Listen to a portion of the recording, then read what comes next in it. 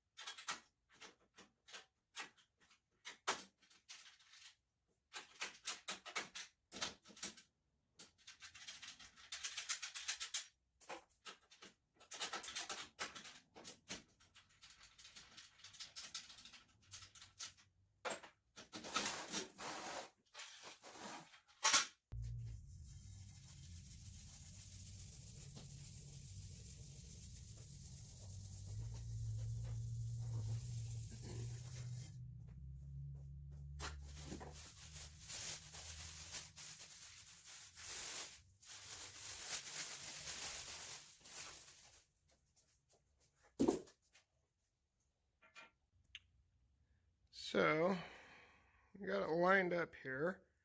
It lines up in the first piece of cast iron that the blade is sitting in. But my router table over here, as you can see as I drop it down, the holes don't line up. So what I'm going to have to do is I'm going to have to mark out and drill the holes for the router table.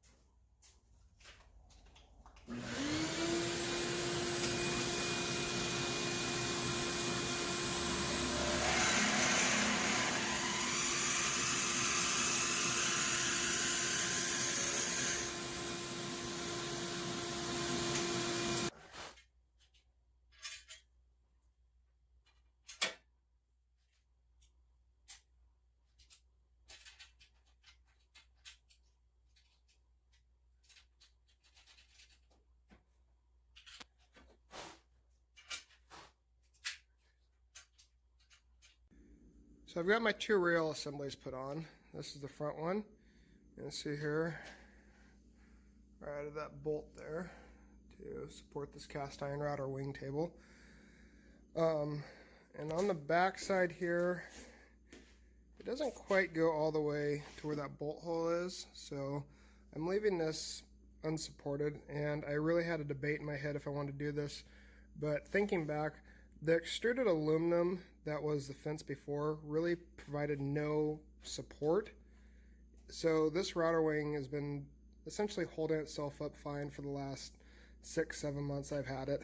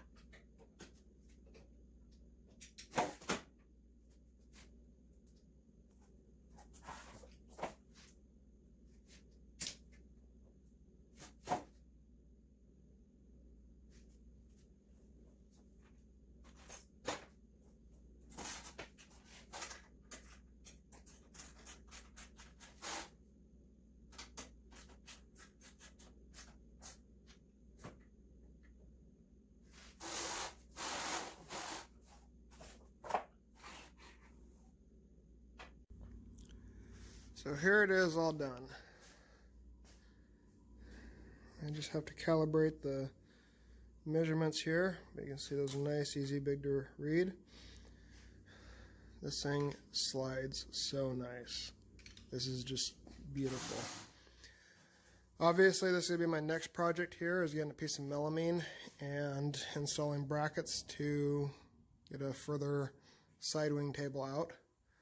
But overall, I'm very happy with how it came out. So to bring you up to speed on what I've done here, I've got that stamped piece of metal out of the way, and I have this, this actually is a piece of bed frame that I was able to drill out the holes for, so they lined up so they go into cast iron. This is some, I believe, Baltic birch. I routed out where the nuts go so it's nice tight fit. And then this part right here is actually the part that came with the premium fence assembly, and this had a black piece of melamine, and this is designed to go right here, and then in this place there's supposed to be a cast iron wing extension. That's on the PCS saw. Then I have this white piece of melamine that I found that I kind of forgot I had, so I cut it to the dimensions of 27 by 29, I believe. And you can see here I put a bevel in, and that bevel is so it will ride closer to the cast iron and up and over the bolts here. So this is what it looks like once it'll be fully done. I still have to level it and attach it to my attachment points, but this kind of gives you an idea of what the finished product will look like. Ideally this would have been, you know, a piece of black melamine to match, but that's what I had left over. You can see right there, that's the bracket that came with the fence assembly. So that's holding it. There's that piece of wood at the front there. And when I get up here, you can see there is a gap here, and that's partly because, see if I can get to focus, this piece of angle iron I have in here. Hopefully I can get it to close up a little bit, but yeah, push it in. But we'll see if that causes issues at this point. Alright, we are all done with this installation. This took about maybe 4.5 hours to finish. So installing a new fence system wasn't that long. Cut into melamine to size. That took a little bit of time, just getting everything perfectly in there, glued up. You can see on this what's under here. It's got that cross support, and there's the piece of wood there that supports the front end. This end here, I put a cap on here with just some bent metal wire with screws that allow me to hold all my safety devices. My push sticks, router insert blades, or router inserts. And overall, I am really happy with how this turned out.